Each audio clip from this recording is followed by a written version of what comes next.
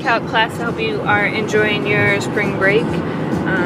We are driving home from Sioux City right now. We have Despicable Me playing in the background, and on I-80 heading east. So it's kind of loud in the road noise, that's why. So we'll see if this will work anyway. Here's a few derivatives you can work on. See how many you can get. Curious to see what you end up with on number 8, where it says dx dy equals 2x. We can talk about it on Tuesday. Number 7 is a parametric, so we didn't do those. Go ahead and push pause and see how many you can get done.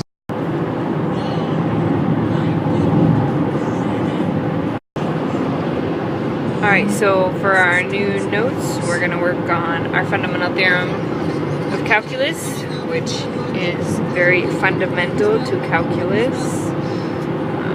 Graphing the integrals of a function, and just looking at antiderivatives graphically. So here is our fundamental theorem of calculus. It says if f is continuous on the closed interval from a to b, then the function capital F at x equals the integral from a to x of f at x dx has a derivative at every point x in the closed interval from a to b, and the derivative of the function, which is the integral, is my original function. So the derivative of my integral function is my original function. And we mentioned that the other day. Really what this is saying, that the derivative of your integral is just your function.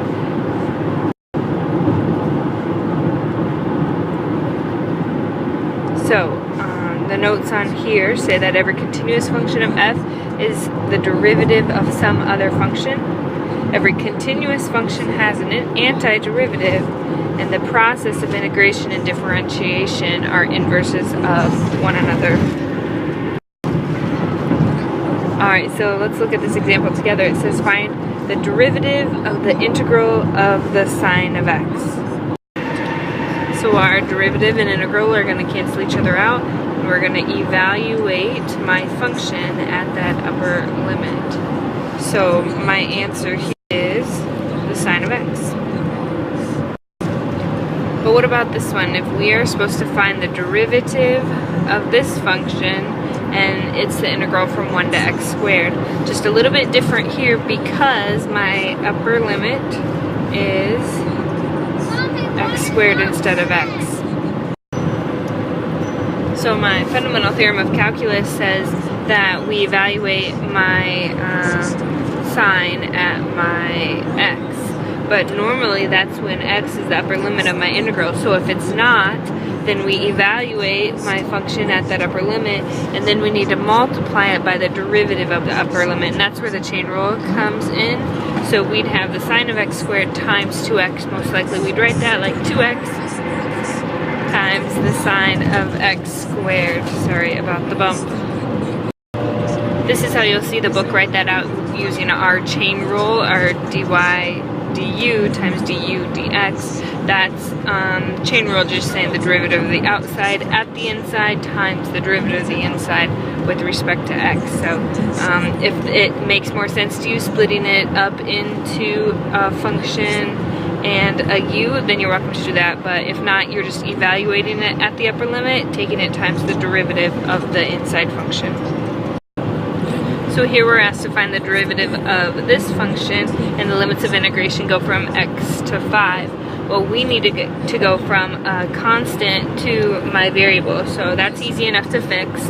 We know that we can switch the limits of integration by taking the opposite of my function. So we'll just change it like that.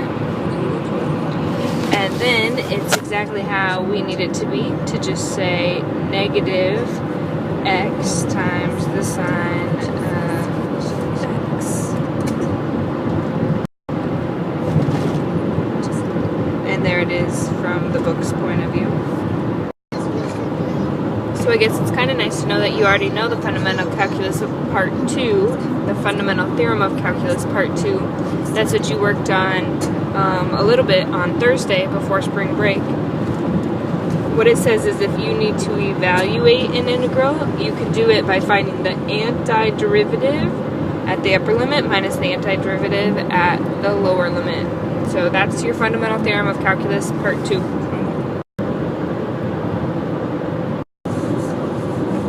So what does that look like? Well, the first thing we need to do is find my antiderivative. So my antiderivative of the function 3x squared plus 1 is x to the third. Alright, let me try that again. So the antiderivative is x to the third plus x plus c. I'm going to leave off the plus c because when we evaluate it at the upper limit minus the lower limit, our plus c is going to go away. So we have 3 to the third plus 3 minus the quantity, negative 1 to the third plus negative 1.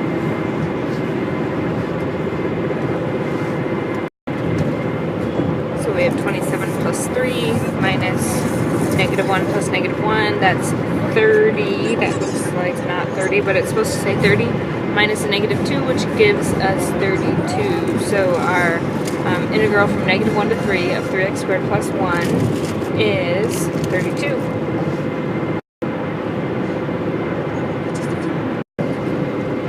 So this slide here is talking about the difference between finding area versus finding integral, and how when we need to find area, we need to split apart the integral into where it's above the x-axis and where it's below the x-axis. So it says, to find the area between the graph of y equals f at x and the x-axis over the interval from a to b analytically, you need to, number 1, partition the integral from a to b with the zeros of f. So where is it going to switch from positive to negative? Find those spots. Number 2, integrate over each subinterval. So you find the integral of each one, and then you add the absolute values of those integrals. So you make them positive and you add. So that's how you would find the total area. Not if you're looking for the integral, but if you're finding the total area. And here's one if we're trying to find that total area numerically, so not needing to do it analytically, but we can use our calculators. You can use your F and INT button and type it in like this. So our calculators would end up saying this: F and INT of A, B, S, parenthesis, and then whatever your function is with respect to x from your lower limit to your upper limit, whatever it would be. That would give you the total area. Numerically on your calculator, the inspires, you can just do your integral of your function and type in your ABS. Alright, hope you enjoy your last day of break tomorrow, and we'll see you bright and early Tuesday morning. Don't forget, it's a late start, or early release, early out schedule. So my late arrival people, make sure you're there on time. Alright, see you Tuesday morning.